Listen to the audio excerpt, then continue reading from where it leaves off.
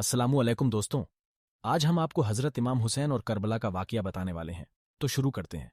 हज़रत अमीर मुआविया रज़ी अल्लाह ताला अन्हो की विसाल के बाद आपके बेटे यजीद को खिलाफत मिल जाती है। यजीद एक बदतरीन और बदबख्त शैतान था, शराबी था। जानी था यजीद को जब खिलाफत मिली तो यजीद समझ गया कि मेरी खिलाफत को हज़रत इमाम हुसैन रज़ी अल्लाह ताला अन्हो कभी कबूल नहीं करेंगे। इसलिए यजीद मदीना मुनव्वरा के गवर्नर वलीद बिन उतबा को खत लिखा कि हुसैन इब्ने अली अब्दुल्लाह इब्ने उमर और अब्दुल्लाह इब्ने जुबैर रज़ी अल्लाह ताला अन्हो को कहो कि मेरी बैत को माने, और अगर वो बात ना माने तो उन पर जुल्म सितम करना। हज़रत इमाम हुसैन रज़ी अल्लाह ताला अन्हो ने यजीद की बैत करने से इनकार कर दिया, क्योंकि यजीद आपके नज़दीक मुसलमानों के इमामत और खिलाफत के लायक नहीं था, क्योंकि आप जानते थे यजीद फासिक व फाजिर था, जानी था, शराबी था और जालिम था। इमाम हुसैन रज़ी अल्लाह ताला अन्हो मदीना शरीफ छोड़कर मक्का शरीफ तशरीफ ले आए। अब आपको मक्का शरीफ में कूफियों के ढेर सारे खत आने लगे। उन खतों में लिखा हुआ था, ए इमाम हुसैन, आप कूफा तशरीफ ले आइए, यहां पर यजीद का जुल्मो सितम बढ़ता चला जा रहा है, हम आपसे ही बैत करेंगे। यजीद की बैत हमें हरगिज कबूल नहीं है। हज़रत इमाम हुसैन रज़ी अल्लाह ताला अन्हो ने हालात को समझने के लिए अपने भाई मुस्लिम बिन अकील रज़ी अल्लाह ताला अन्हो को यह कहकर कूफा भेजा कि जाओ जाकर वहां के हालात मालूम करो, वहां के हालात कैसे हैं। जब मुस्लिम बिन अकील रज़ी अल्लाह ताला अन्हो कूफा पहुंचे तो वहां के लोगों ने बड़े ही एहतराम के साथ आपका इस्तकबाल किया। हज़रत मुस्लिम बिन अकील रज़ी अल्लाह ताला अन्हो के हाथों में 18,000 लोगों ने बैत कर ली, और हज़रत मुस्लिम बिन अकील रज़ी अल्लाह ताला अन्हो ने अपने भाई हज़रत इमाम हुसैन के नाम एक खत रवाना कर दिया, जिसमें आपने लिखा यहाँ के हालात बिल्कुल सही है और 18,000 लोगों ने बैत भी कर ली है, लिहाजा आप कूफा जल्द से जल्द तशरीफ ले आए। लेकिन जब यजीद ने उन लोगों को धमकियां और लालच दी तो वह लोग अपनी बात से मुकर गए और इमाम मुस्लिम बिन अकील रज़ी अल्लाह ताला अन्हो को शहीद कर दिया। कूफा के हालात इतने बदल चुके थे कि वह लोग जो हज़रत मुस्लिम बिन अकील से मोहब्बत का दावा कर रहे थे, अब वही लोग आपकी जान के दुश्मन बन गए। वहीं दूसरी तरफ मक्का में मुस्लिम बिन अकील का भेजा हुआ खत हज़रत इमाम हुसैन तक पहुंच चुका था, जिस खत में लिखा हुआ था कि कूफा के हालात बहुत अच्छे हैं, आप जल्द से जल्द तशरीफ ले आए। लिहाजा हज़रत इमाम हुसैन ने फौरन कूफा जाने की तैयारी शुरू कर दी। हज़रत इमाम हुसैन अपने तमाम अहले खाना के साथ कूफा के लिए रवाना हुए।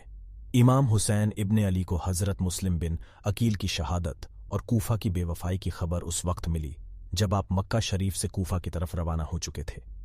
जब आप कूफा शहर के बिल्कुल करीब पहुंच गए तो आपको यजीदी फौज ने रोकने की कोशिश की।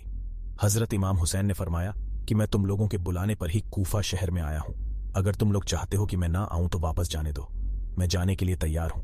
यजीदी फौज ने हज़रत इमाम हुसैन को कूफा शहर में दाखिल नहीं होने दिया, लिहाजा हज़रत इमाम हुसैन अपने पूरे काफिले के साथ अपना रास्ता बदल लिए चलते चलते जब आप एक चटियल मैदान में पहुंच गए तो आपने एक शख्स से सवाल किया कि यह कौन सी जगह है। उस शख्स ने कहा, इस जगह को करबला कहा जाता है। आपने फौरन अपने पूरे लश्कर को हुक्म दिया कि यहीं पर खेमा लगा दिया जाए। मोहतरम अजीज दोस्तों, इस तरह से हज़रत इमाम हुसैन करबला में पहुंचे। उधर यजीदी फौज को जब इस बात का इल्म हुआ कि हज़रत इमाम हुसैन ने अपना खेमा करबला के मैदान में लगाया हुआ है, तो यजीदी फौज ने भी फौरन करबला के मैदान में पहुंचना शुरू कर दिया। यजीद की जो फौज करबला पहुंच रही थी, उनकी सिपह सालारी इब्ने साद कर रहा था। हज़रत इमाम हुसैन ने इब्ने साद से कहा कि या तो तुम मुझे यजीद के पास ले चलो या फिर मुझे अपने शहर मक्का वापस जाने दो। लेकिन इब्ने साद इन दोनों बातों में से कोई भी बात नहीं मानी और वो आपको बैत करने पर मजबूर करता रहा। लेकिन हज़रत इमाम हुसैन ने उसकी बात से इनकार कर दिया। दिन गुजरते गए और 3 मुहर्रम का दिन आ गया। अब जालिम यजीद ने इमाम हुसैन के सामने 22,000 सिपाहियों का लश्कर भेज दिया। दूसरी तरफ हज़रत इमाम हुसैन के साथ 82 लोग थे, जिसमें औरतें और बच्चे भी शामिल थे। कितनी हैरत की बात है कि यजीदियों में इमाम हुसैन का इतना खौफ था कि जहां इमाम हुसैन सिर्फ 82 लोगों के साथ मैदान करबला में थे, जिसमें औरतें और बच्चे भी शामिल थे, वहीं यजीद ने मुकाबले के लिए आपके सामने 22,000 का लश्कर भेज दिया, जो कि इमाम हुसैन के सामने 100 गुना से भी ज्यादा था। इमाम हुसैन के सामने यजीदी फौज के हौसले पस्त हो गए और उन लोगों में से किसी में भी इतनी हिम्मत नहीं थी कि वो हज़रत इमाम हुसैन से मुकाबला कर सके। आखिरकार उन्होंने यह फैसला किया कि अगर इमाम हुसैन को हराना है तो उनका पानी बंद करना पड़ेगा, तभी इनका मुकाबला किया जा सकता है। दिन गुजरते गए और 7 मुहर्रम का दिन आ गया और 7 मुहर्रम को ही यजीदी फौज ने इमाम हुसैन के काफिले वालों पर पानी बंद कर दिया। आपको बताते चलें कि करबला के मैदान में पानी का कोई भी इंतजाम नहीं था सिवाय नहर फुरात के।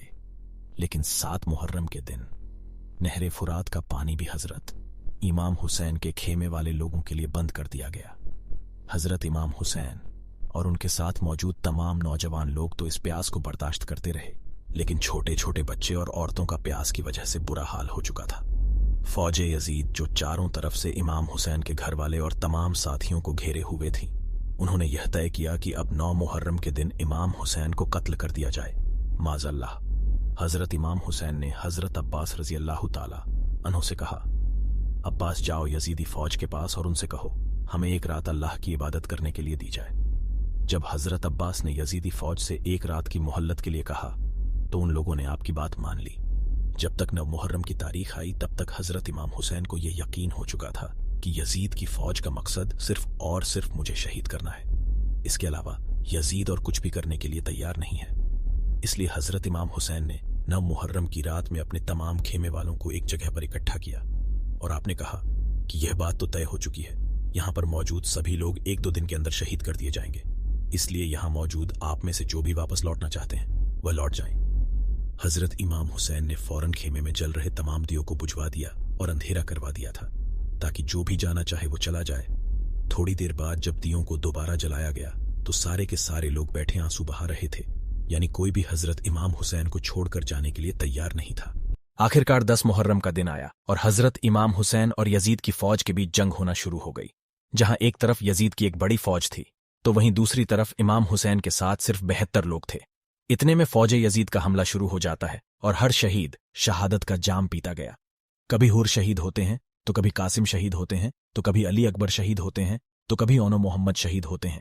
3 दिन के प्यासे इमाम हुसैन के घर वाले और तमाम लोग यजीदी फौज से जंग करते रहे और एक एक करके शहीद होते गए। हजरत अब्बास अलमदार से हजरत इमाम हुसैन के 6 महीने के बेटे अली असगर की प्यास नहीं देखी गई। आपने एक मस्कीजा लिया और घोड़े पर सवार होकर नहरे फुरात के किनारे पहुंच गए और आपने एक मस्कीजा भर लिया। लेकिन जब आप पानी लेकर वापस लौटने लगे तो यजीदी फौज ने आपके ऊपर लगातार तीर बरसाना शुरू कर दिया था। हजरत अब्बास जब तक हजरत इमाम हुसैन के खेमे तक पहुंच पाते तब तक यजीदी फौज ने तीर चलाकर हजरत अब्बास अलमदार को शहीद कर दिया था। इस तरह हजरत अब्बास अलमदार शहीद हो गए।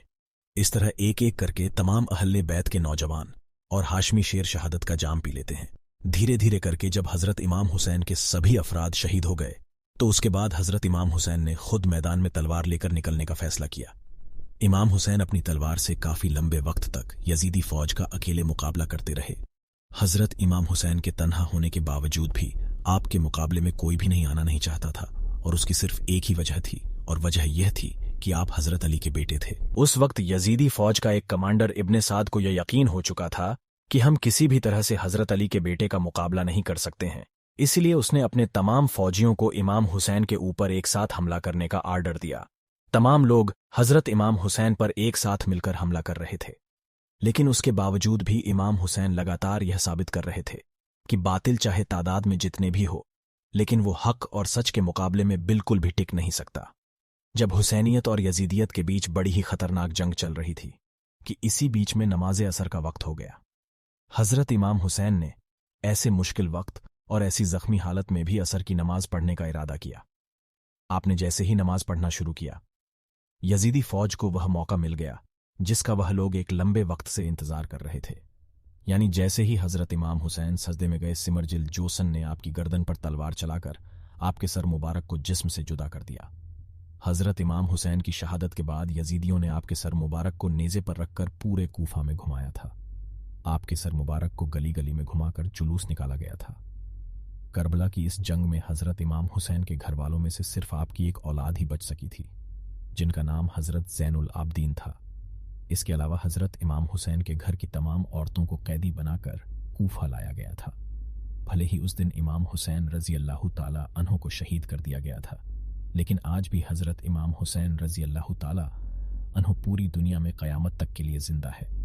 यजीद डूब गया, शाम के अंधेरे में हुसैन जिंदा हैं, हर दिल में रोशनी की तरह। मोहतरम अजीज दोस्तों, उम्मीद है कि आपको हमारी ये वीडियो पसंद आई होगी। ऐसी ही इस्लामी वाक़या सुनने के लिए कि हमारे YouTube चैनल को सब्सक्राइब करें और इस वीडियो को ज़्यादा से ज़्यादा लोगों तक शेयर करें। अल्लाह हम सब की हिफाजत फरमाए, आमीन।